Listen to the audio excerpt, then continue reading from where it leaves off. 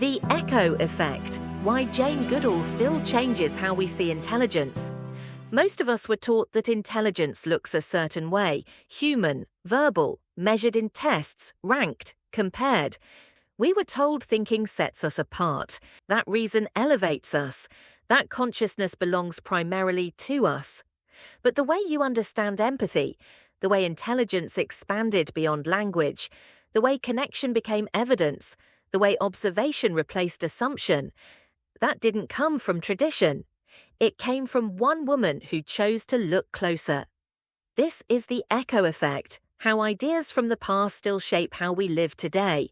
And today, that echo belongs to Jane Goodall. Before Jane Goodall, animals were studied at a distance, observed, catalogued, numbered. They were specimens, subjects, data points. Scientists avoided emotional language, avoided projection, avoided attachment. Chimpanzees were assigned numbers, not names. Tools were believed to be uniquely human, complex emotion, uniquely ours, culture, exclusively ours. The line between us and them was thick and rarely questioned. Jane Goodall didn't begin with credentials, she began with patience. She was part of a small group that would later be known as the Trimates, alongside Dian Fossey and Birute Guldicus, women encouraged by anthropologist Louis Leakey to study the great apes in the wild. But she was the first to begin, and the one whose influence would travel furthest. She entered the forests of Gombe not to dominate the environment, but to sit within it. She watched, for hours, for days, for months.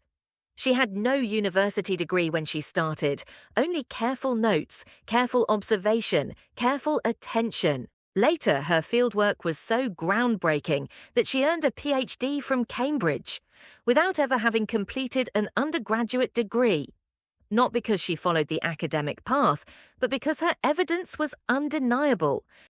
She named the chimpanzees David Greybeard, Flo, Fifi.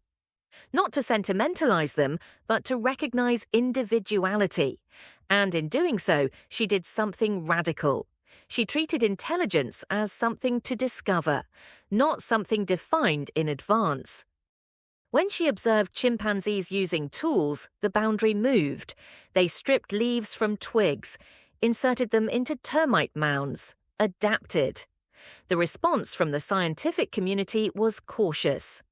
If tool use defines humanity and chimpanzees use tools, what defines humanity now? The statement was simple. We now redefine man, redefine tool, or accept chimpanzees as human. The categories began to soften. Certainty gave way to complexity. And in time, she showed the world something even more unsettling. That chimpanzees like us could express profound tenderness and coordinated brutality. Not fragments of ourselves, not lesser versions, but beings existing on a spectrum we had drawn far too narrowly. But her greatest shift wasn't about tools.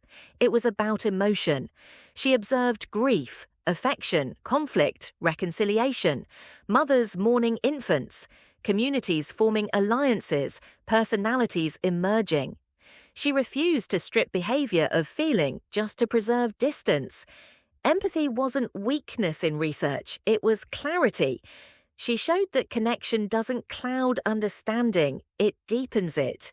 Jane Goodall changed intelligence from hierarchy to spectrum, not human versus animal, not superior versus inferior, but shared. Different expressions, different environments, different needs. Intelligence became adaptability, social awareness, emotional complexity. And once intelligence expands, so does responsibility. How we farm, how we conserve, how we coexist. Her work reshaped ethics as much as science. After Goodall, nature was harder to dismiss. Animals were no longer background, they were participants. Environmentalism gained urgency, conservation gained story, wildlife gained faces. She didn't argue loudly, she observed quietly, and quiet observation proved transformative. The strongest shift wasn't scientific, It was psychological. We were no longer alone at the top. We were connected within a system. Jane Goodall's work did not remain in Gombe. At a conference years later, she saw the scale of deforestation, the destruction of habitats, the use of chimpanzees in medical laboratories. And she said something simple. I went to the conference as a scientist, and I left as an activist. Observation was no longer enough. She began traveling nearly 300 days a year for decades, from forest clearings to global stages. She realized something essential. You cannot protect animals if you ignore the people who live beside them. Conservation could not be keep humans out. It had to become move forward together. She founded the Take Care program, supporting local communities with healthcare, education, and sustainable farming, because protecting forests requires protecting futures. And perhaps her most lasting echo came in 1991, Roots and Shoots, a youth-led movement now active in over 100 countries. Young people taking local action for animals, for people, for the planet. She didn't just expand science, she expanded responsibility, and she handed it forward. Jane Goodall didn't just change primatology, she changed perception, she challenged hierarchy, she softened certainty, she replaced distance with attention. She expanded intelligence beyond language and logic. She expanded empathy beyond sentiment into evidence. She expanded responsibility beyond theory into action. She showed that observation is not passive, it is participation. That science is not cold, it is careful.